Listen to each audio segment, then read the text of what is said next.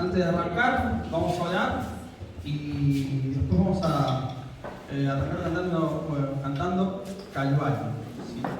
Oramos. Amado Padre, Señor, gracias vivamente por un día más de vida. Señor, gracias porque nos das el privilegio de estar en tu casa, Señor, poder reunirnos en familia, Señor, poder ahora cantarte, Señor, alabarte, Señor. Y te pedimos que sea con un corazón sincero, Señor, con un corazón que de verdad busque más de ti, Señor, y pensemos en lo que cantemos, Señor. Dejamos este tiempo en ti, Señor, y te agradecemos por todo, Señor. En nombre santo del Señor amado Jesús. Amén. Amén.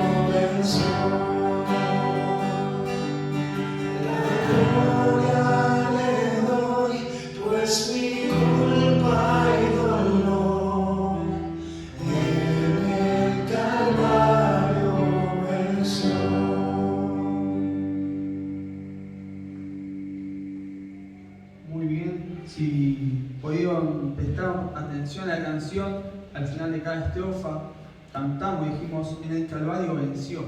¿Sí? En ese Calvario fue donde se entregó por nosotros y hoy podemos decir que somos libres, ¿sí? Libres del Señor.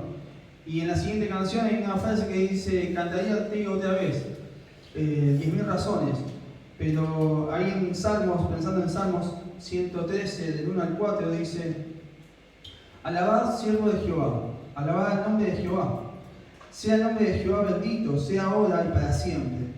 Desde el nacimiento del sol hasta donde se pone. Sea alabado el nombre de Jehová. Excelso sobre todas las naciones es Jehová. Sobre los cielos es su gloria. ¿No? Qué lindo poder estar acá y poder alabar al Señor. Y la siguiente oración dice 10.000 razones. Y les pido si me pueden estar compartiendo una razón por qué alabar al Señor. Es libre, ¿eh? Somos muchos. Sí. La razón por la que hay que alabar a Dios es por todo el amor que Dios da y seguirá dando sobre nosotros. Amén. ¿Alguna más? Hay 10.000 razones y muchas más. Así que necesito más razones. Fidelidad, adoración, amén. Así que hay un montón de razones por qué alabar, por eso los invito a recordar también, ¿no? Una vez más, en la anterior canción decía en el Calvario venció, pensá en esa salvación. Sí, cantemos 10.000 razones puestos de pie, ¿sí? Pensando que es Padre del Señor.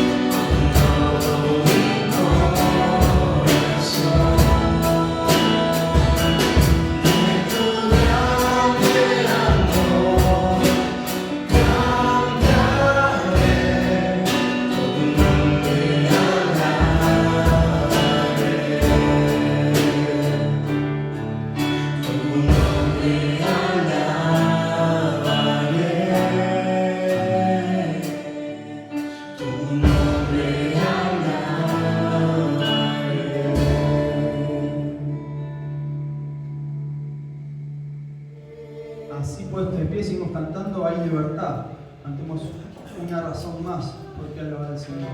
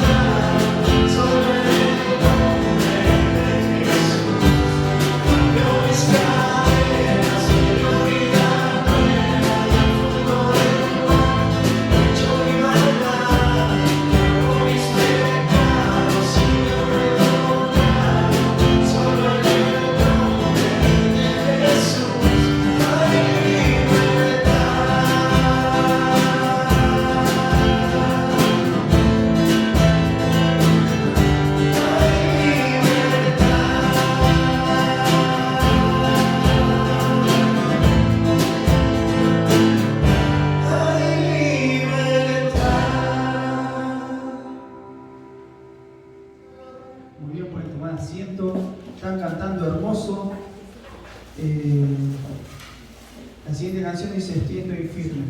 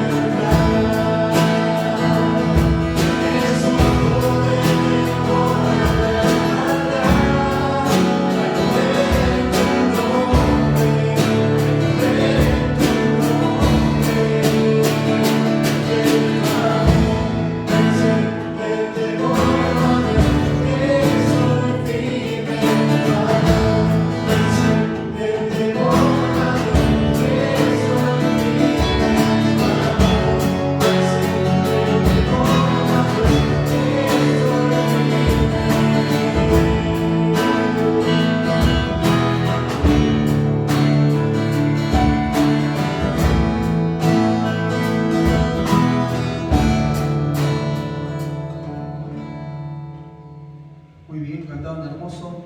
Ahora, antes de cantar la última canción, sí vamos a pasar el tiempo de la ofrenda. Y le voy a pedir a Walter si puedes estar hablando.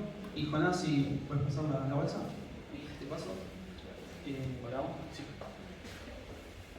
Señor, te agradecemos, Padre, porque nos regalás un día más de vida, Señor, donde podemos venir a tu casa y disfrutar de este tiempo, Señor. Este tiempo hermoso que es alabarte, este tiempo hermoso que es luego, Señor, escucharte y preparar nuestro corazón. Ahora, Padre, queremos también disfrutar de este tiempo que está ahora, Padre, de la ofrenda, y entender, Señor, que tenemos que dar, Señor, de lo mucho que tú nos das. Queremos, Señor, que esto sea para lo eterno y entenderlo, Señor, de que la ofrenda es con un propósito eterno, Padre. Queremos dejar en tus manos todo en el precioso nombre de Cristo. Amén. Amén.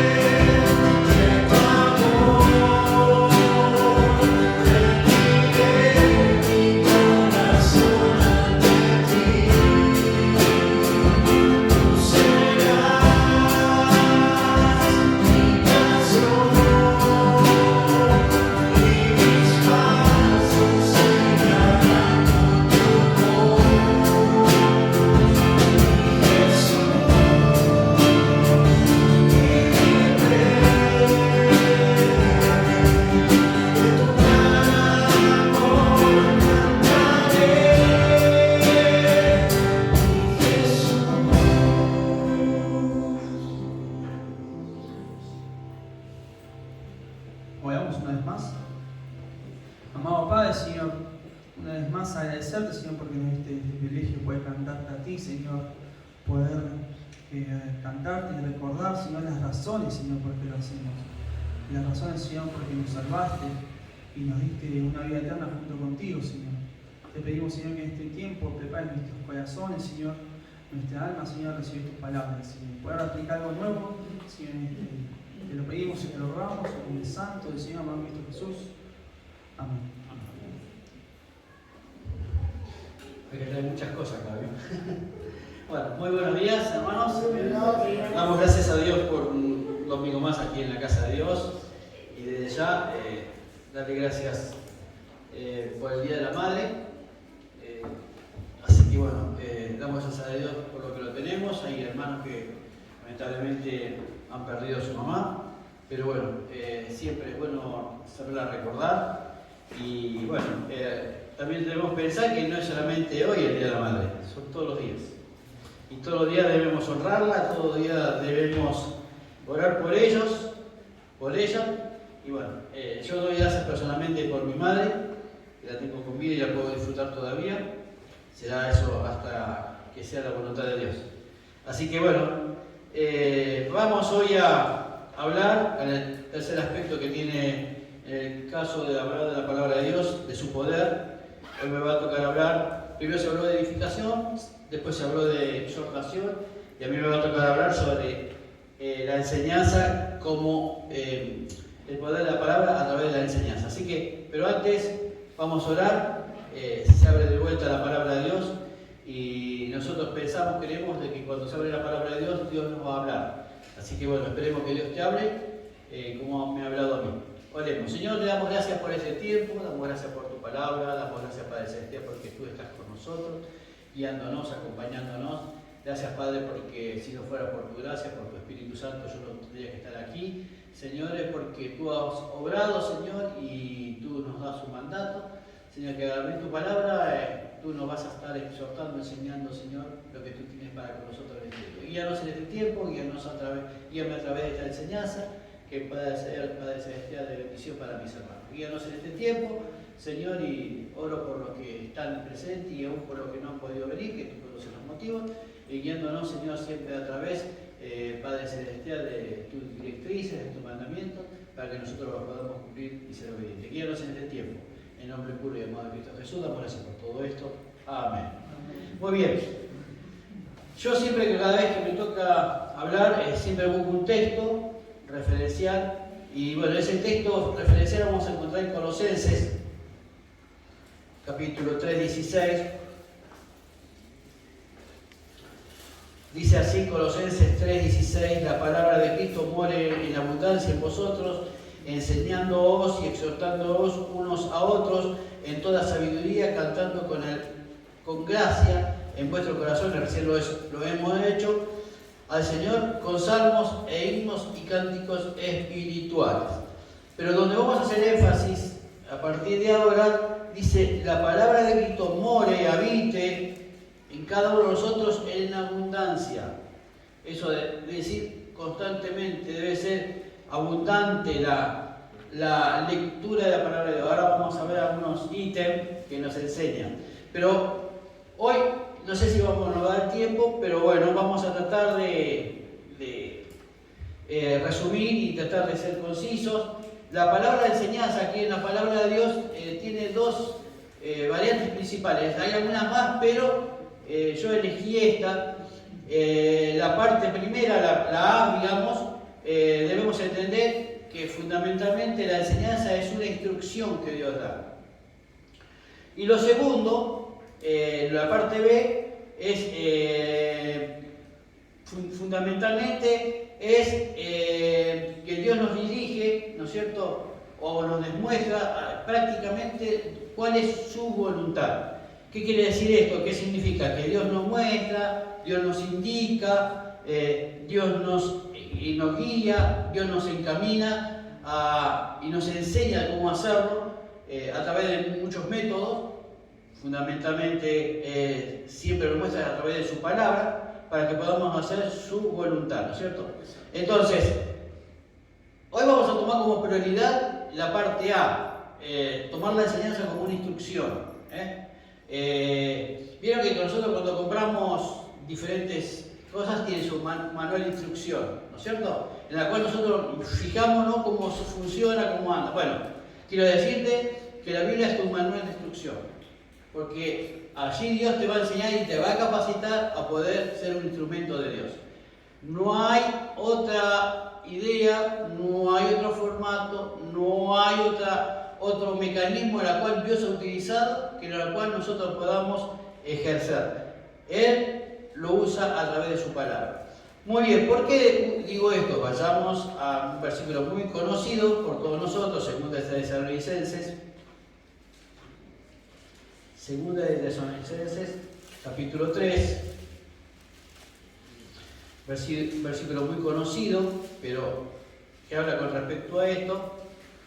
Versículo 16 dice así: toda la escritura es inspirada por Dios y útil para enseñar. Lo primero, para enseñar, para redarguir, para corregir, para instruir en justicia, a fin de que el hombre de Dios sea perfecto, enteramente preparado para toda buena obra. ¿Vieron? Allí aparece la palabra enseñar en primer término, útil, es útil.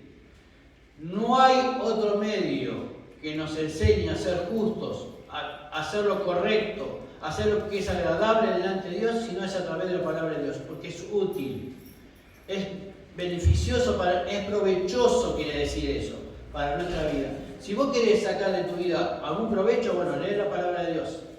Ella te va a enseñar y te va a redarguir, te va a enseñar cómo debe ser. A que Dios primero, antes que nada, para agradar a Dios. Así que no solamente beneficiosa y provechosa, es totalmente apta.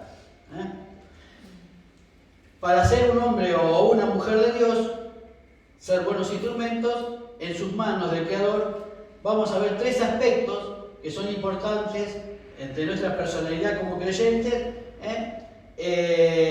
porque lo que Dios agrada a eso, que sus hijos sean totalmente instruidos, y totalmente que sepan en dónde, qué es lo que a Él le agrada. Y esas 3 cosas es importante. El libro de Proverbios es una excelente y una maravillosa demostración de la instrucción de Dios. Allí vamos a ver cómo un padre instruye a su hijo, a través de los dichos de Salomón como uno de ellos. Sabemos que hay otros proverbios que fueron escritos, aparte por Salomón, por otros escritores. Pero Dios, a través, por ejemplo, de Proverbios, nos enseña qué es lo que un padre quiere sobre sus hijos. Así que vamos a ver ahora nosotros 3 aspectos muy fundamentales, importantes, por las cuales nosotros sabemos y entendemos que la palabra tiene que ser útil en nuestras vidas. Primero, porque nos brinda conocimiento. Esto quiere decir que tiene el poder para hacer sabio al sencillo. Los beneficios que realiza este propósito de Dios nos hace ser prudentes, sabios, pensantes, razonables. ¿Por qué? Porque adquirimos, atesoramos, guardamos conocimiento en nuestros corazones. Eso es la parte principal, la parte primordial. ¿Cómo tenemos un conocimiento? ¿Qué tipo de ciencia, tipo de conocimiento? Conocimiento eterno. De saber, por ejemplo, la personalidad que Dios es. No lo sabemos todo, no lo conocemos todo, pero la palabra de Dios nos enseña grandes atributos de Dios. Y ese es un conocimiento que vamos adquiriendo y que va a ser por una eternidad. También sabiduría proviene de lo alto, posee o nos capacita para tener un discernimiento espiritual. Nadie puede poseer corrección, rectitud, justicia si no estudia el manual de instrucciones. ¿Me entendieron? Nadie puede tener corrección, rectitud, justicia, recién lo acabamos de leer, si no estudia el manual de instrucciones, es decir, la Biblia. Nadie por arte de magia se constituye en una buena persona, en un buen creyente, haciendo lo correcto delante de Dios, si no estudia la palabra de Dios.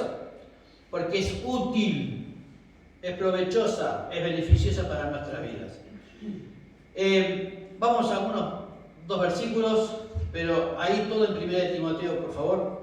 1 Timoteo capítulo 4.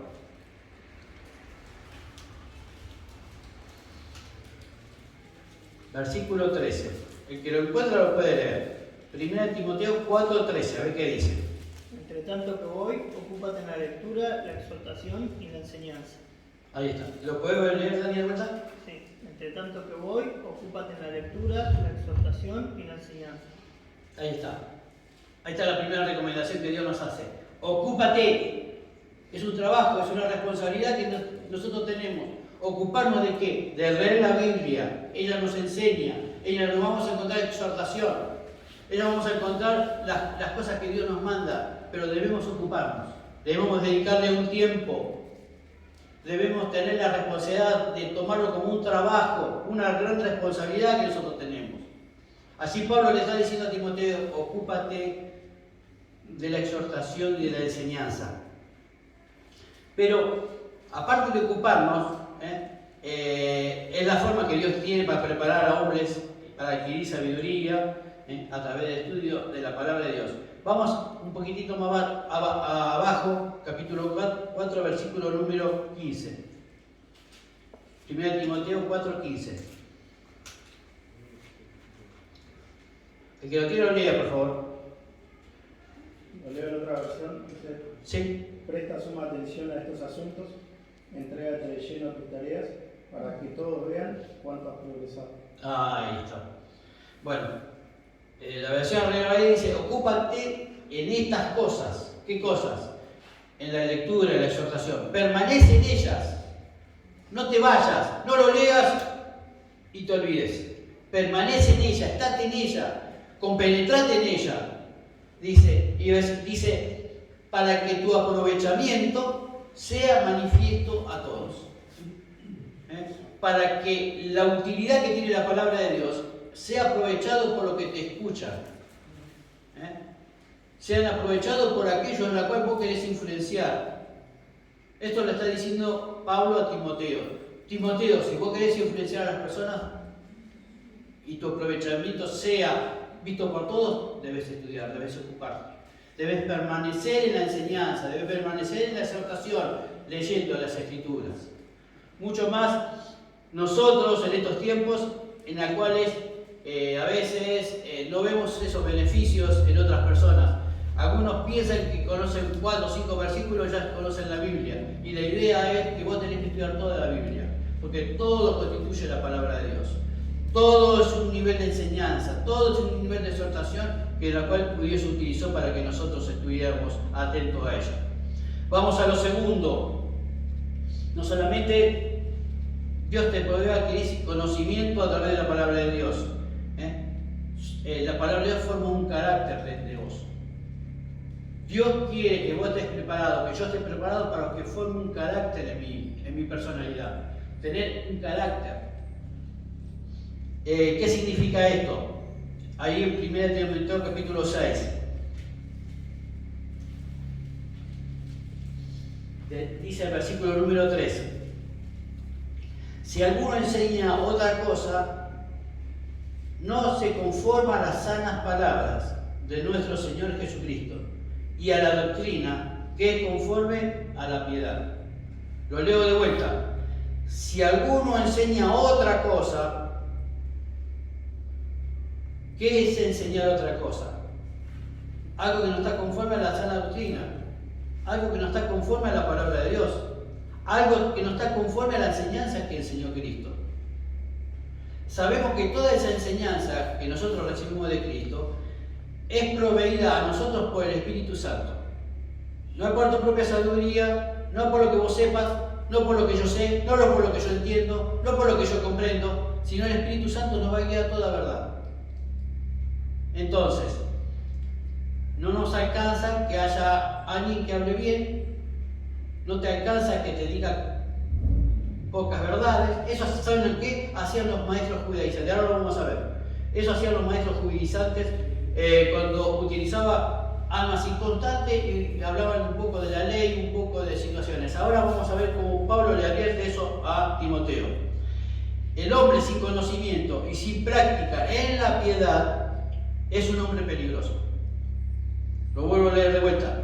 El hombre sin conocimiento y sin práctica en la piedad es un hombre peligroso.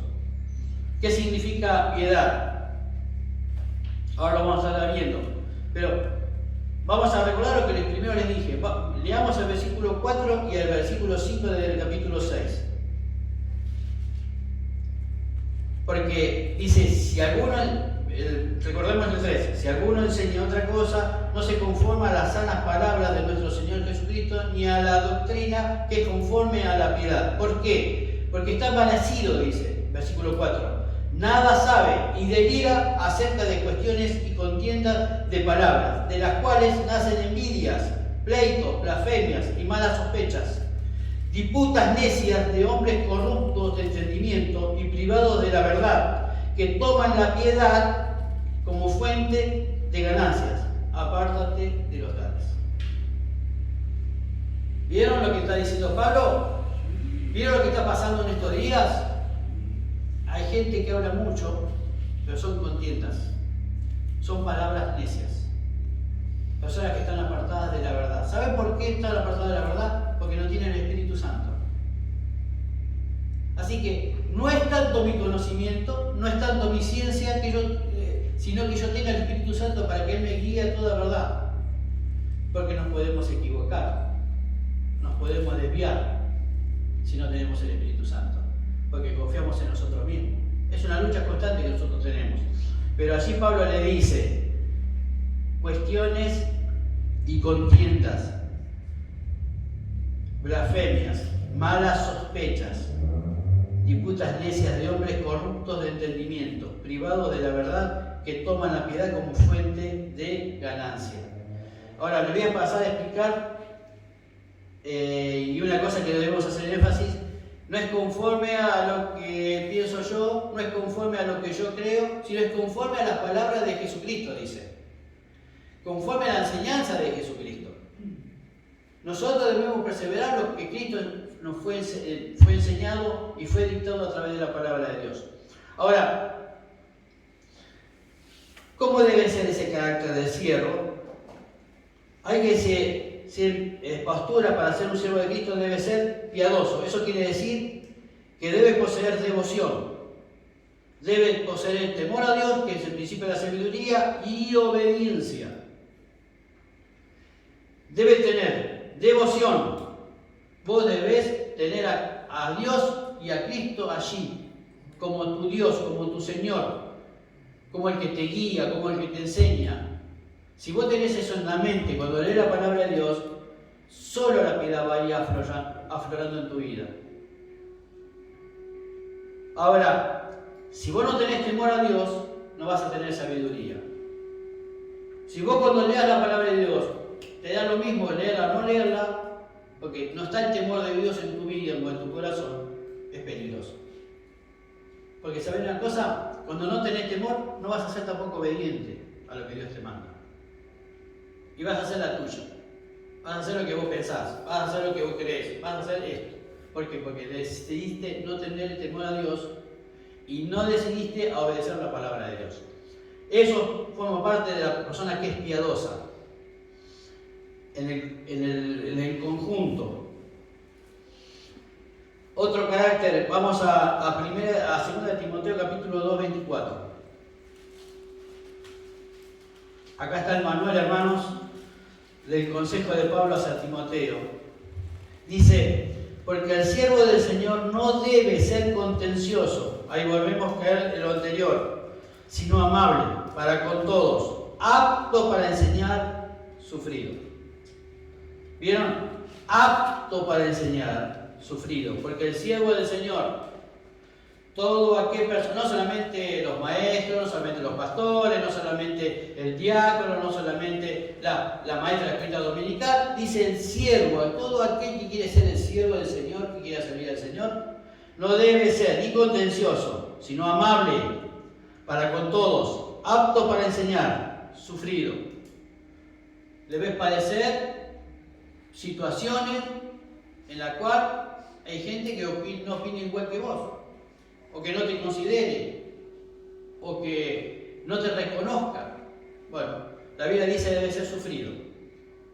Este posiblemente es el problema que también tenía Timoteo, y Pablo le está diciendo. No ser contencioso significa no atender cuestiones necias como verdaderas. Fíjense lo que dice el versículo 23. Pero desecha las cuestiones necias e insensatas, sabiendo que engendran contiendas. En ese mismo capítulo. Pero desecha, aparta, sácala de tu persona, las cuestiones necias e insensatas, sabiendo que engendran contiendas. Y el versículo continúa, el versículo 24, porque el siervo del Señor no debe ser contencioso, sino amable para con todos, apto para enseñar, sufrido. A veces no entendemos y a veces nos enredamos en disputas que no llevan a ningún lugar. A veces, porque no figura en la doctrina, en la palabra de Dios, nos ponemos a discutir cuestiones que no están en la palabra de Dios.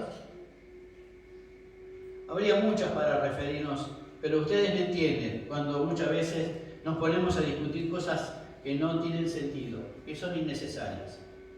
Eso significa eso. Cuestiones necias son cuestiones innecesarias, que no tenés ni siquiera perder el tiempo para poder discutirla. Si vos sos una persona sabia, si yo soy una persona sabia, no me tengo que enredar en ese tipo de cosas. Si yo soy la persona, en este caso, como dice la palabra de Dios, una persona prudente, una persona piadosa, una persona que tiene temor de Dios, no me tengo que enredar en eso, porque es el consejo que nos da Pablo a Timoteo. Lo tercero, porque debe saber conducirse, no solamente debe tener conocimiento, no solamente debe tener un carácter, sino también debe saberse conducirse o tener una conducta. Nuestra conducta siempre se debe dirigir hacia la perseverancia y la fidelidad hacia Cristo. Perseverancia y fidelidad. ¿Saben por qué la iglesia antigua logró el éxito que logró? Porque dicen, no lo vamos a ver, pero bueno, en capítulo 2 de los Hechos, creo que versículo 45-46 dice, y perseveraban en la doctrina de los apóstoles. Perseveraban, constantemente perseveraban. La pregunta es, ¿yo persevero en las Escrituras? ¿Yo estoy constantemente reconociendo la fidelidad de esa Escritura para armar en mi vida todo eso? ¿O no persevero? Soy inconstante. La Biblia dice que debemos perseverar. Pablo hace esta misma consideración en Timoteo, 1 Timoteo capítulo 4:12. 1 Timoteo 4:12.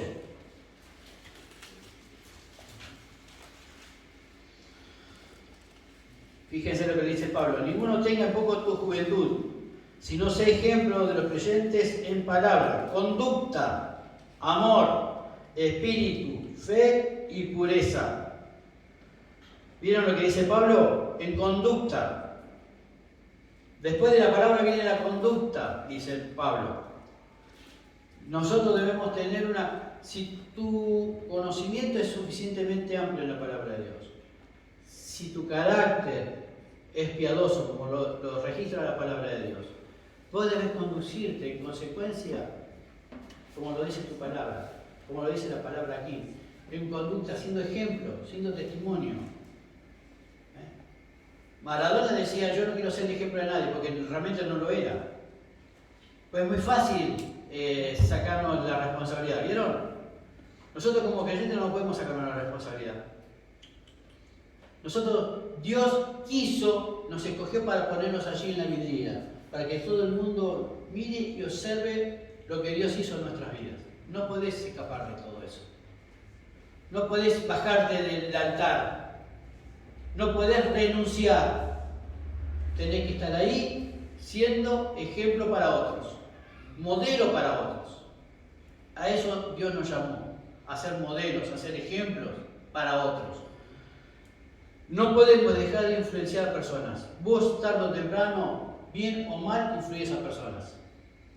Empezás a influenciar a tu familia, empezás a influenciar a tu compañero de trabajo, a tus compañeros de estudio, a tus compañeros de andanza. Influenciás, bien o mal influenciás.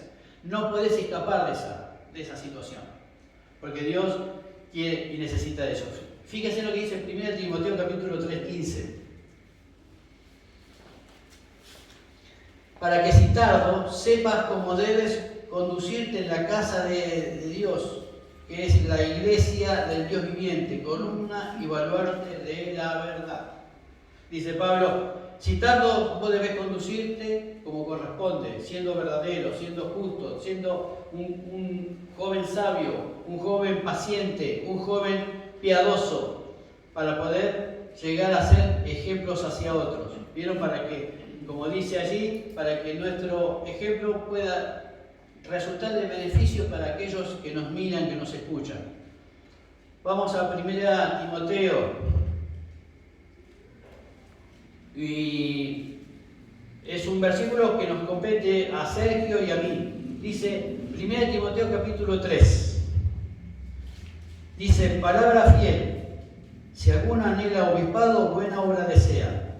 Pero es necesario que el obispo sea irreprensible, marido de una sola mujer, sobrio, prudente, decoroso, hospedador, apto para enseñar. Apto para enseñar. Si yo tengo todas estas cualidades, voy a ser apto para enseñar. Ahora, ¿qué significa acá? Porque lo primero que figura es el irreprensible. Yo tengo el deber de ser irreprensible, pero no soy impecable. No soy inefable. Impecable es Dios, inefable es Dios. Yo tengo muchas debilidades, tengo cosas que aprender, tengo errores, tengo pecados, porque soy un pecador redimido. Ahora, la palabra de acá irreprensible, ¿qué significa? Es que yo debo ver mis fallas para que las personas de afuera no me las señalen. Yo debo saber cuáles son mis errores para que las personas de afuera no me puedan agarrar. La palabra irreprensible es para que no te puedan agarrar en algo. ¿Me entienden? Esa significa la palabra irreprensible. Vamos también a decir que nosotros, Sergio y yo, tenemos muchas debilidades y cometemos errores, como todos, porque somos seres humanos, ¿no es cierto? Quizás allá afuera vaya a haber personas que digan las cosas de nosotros, ¿no es cierto? Pero no tiene que estar involucrado con lo que nos dice acá. De lo que puedan decir los demás, no tiene que estar involucrado. Marido de una sola mujer, sobrio, prudente, decoroso, hospedador y si es sobre todas las cosas apto para enseñar. Entonces, si nosotros tenemos esas virtudes, tanto Sergio como yo, como todo aquel que anhela un obispado, debe ser irreprensible.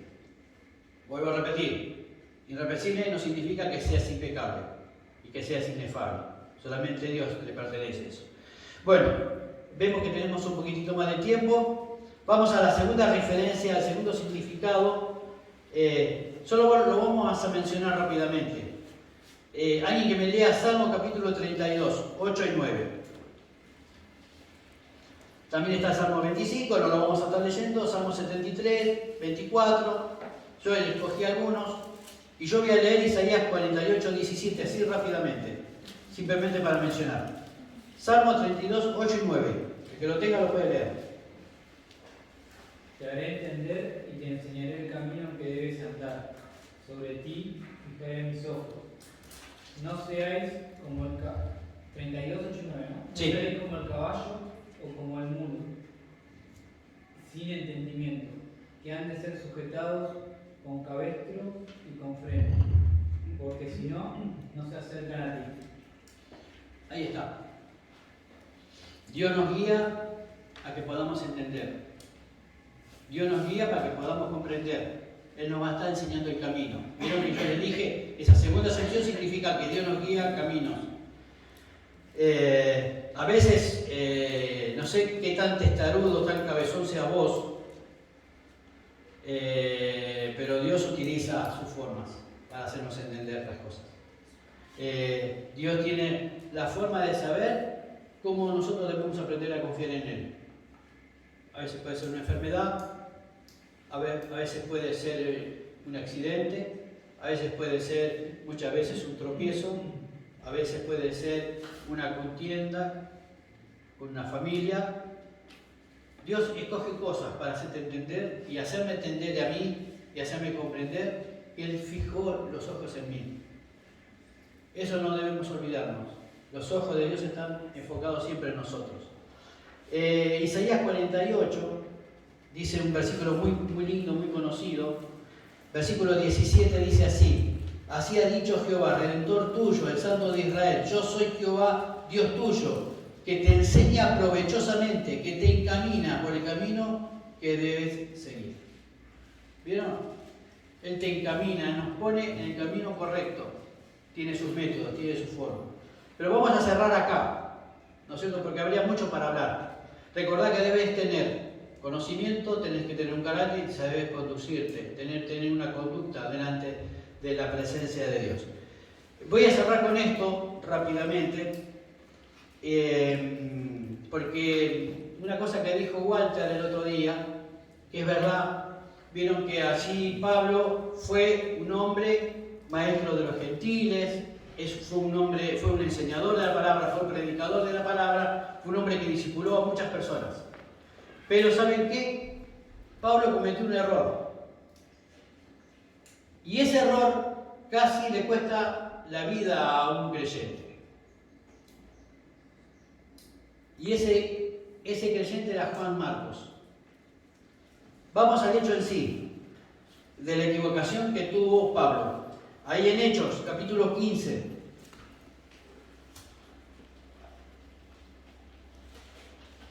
Hechos, capítulo 15. ¿Y quién salió en defensa de Juan Marcos? Fue Bernabé. Él era el hijo de consolación. Eso es lo que dice, no lo vamos a estar leyendo, pero ahí en Hechos capítulo 4, ahora que él vendió una propiedad y los hermanos le pusieron por sobrenombre Bernabé, que significa hijo de consolación. Ahora bien, fíjese lo que hizo Bernabé, cuál fue la situación, perdón. Dice 36, rápidamente lo leemos. Después de algunos días, Pablo dijo a Bernabé: volvamos a visitar a los hermanos en todas las ciudades en que hemos anunciado la palabra del Señor para ver cómo están. Y Bernabé quería que llevasen consigo a Juan, el que tenía por sobrenombre Marcos. Pero a Pablo no le parecía bien llevar consigo al que se había apartado de ellos. Eso ocurrió en Hechos capítulo 13. Cuando tengan tiempo, léalo. Desde Panfilia, y no había ido con ellos a la obra. Y hubo tal desacuerdo entre ellos que se separaron el uno del otro. Bernabé, tomando a Marcos, navegó a Chipre, y Pablo, escogiendo a Silas, salió encomendado por los hermanos a la gracia del Señor. ¿Qué hubiera pasado con Juan Marcos si se hubiera quedado con esto? ¿Me entienden ustedes lo que estoy diciendo? Debido a que Bernabé, que era el hijo de consolación, un maestro exhortador, porque en los primeros capítulos, el que figura primero, antes que Pablo, era Bernabé. Él era maestro. ¿Vieron que en Antioquía fueron escogidos maestros y profetas? Bueno, el primero que figura antes que Pablo era Bernabé. Así que Bernabé era un maestro exhortador, un maestro que alentó a Juan Marcos. Un maestro que alentó la vida de Juan Marcos, que le enseñó a Juan Marcos y que lo formó. Ahora, ¿por qué digo esto? Finalizando, vayamos a 2 Timoteo, capítulo 4:11. La equivocación de Pablo. A ustedes dirán, si se equivoca Pablo, ¿qué pasará conmigo? Y también nos equivocamos.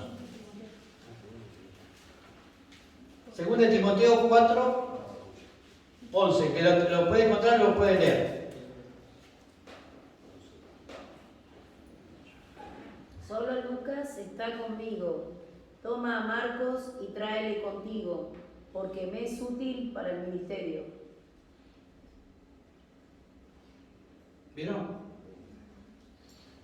Años atrás, para Pablo, Juan Marcos era un inútil, que se había apartado de ellos. Ahora es útil. ¿Saben por qué Juan Marcos fue útil? Por la enseñanza y la consolación que tuvo de Bernabé. Bernabé gastó una vida para enseñarle a Juan Marcos el camino. Y Pablo acá reconoce su error, porque le dice: me es útil para el ministerio. Así que tengamos cuidado muchas veces, hermanos, en nuestras apreciaciones, en nuestras situaciones, en considerar a veces discípulos, super profesores, super maestros. Nosotros somos personas de carne y hueso, que nos vamos a equivocar. Se equivocó Pablo aquí, pero estuvo un Bernabé, un hijo de consolación, para hacerle entender a Pablo que se había equivocado, pero también para formar una vida, para crear una vida, para ser útil a una persona que también quería servir al Señor. Con su temperamento, con su carácter, de la forma de conducirse, pero el que a mí, Juan Marcos, quería servir al Señor. Y Bernabé lo entendió, y Bernabé lo formó. Como Pablo formó muchas personas, pero en este caso no fue así. Vamos a orar, vamos a dar gracias a Dios por este día. Señor, te damos gracias por este tiempo, Padre, por tu palabra, por la enseñanza que tú nos das. Señor, forja en nosotros, Señor, un conocimiento pleno de tu palabra, porque vamos a tener una vida plena, Señor. Señor, gracias te damos, Padre Celestial, porque también puedes estar en nosotros para formarnos un carácter, una personalidad que te pueda agradar, que podamos ser prudentes, que podamos ser piadosos, Señor. Ayúdanos, si nos falta esta virtud, Señor, o es muy poca, Señor, ayúdanos a que pueda crecer en nosotros. Y también que podamos conducirnos, Señor, ser esos hombres capaces, mujeres capaces, que puedan servirte, Señor.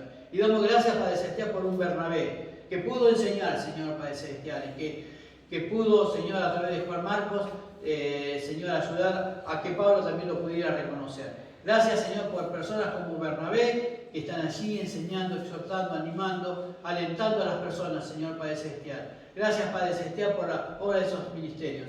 Guíanos en este tiempo, obra a través de tu palabra, Señor, guíanos para poder, Señor, ser esos ejemplos, esos modelos, Señor, que tú estás buscando en nuestras vidas.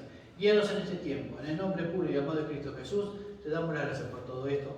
Amén. Muy bien, gracias Fer por el compartir. Solamente para terminar ya, unos anuncios. Recordar que el viernes ¿sí? Está la reunión de oración, el domingo tenemos cena del Señor, ¿sí? También después del culto. Y ante todo, feliz día a todas las madres, ¿sí? Que tengo la mayoría por acá. Así que un aplauso para el Día de la Madre.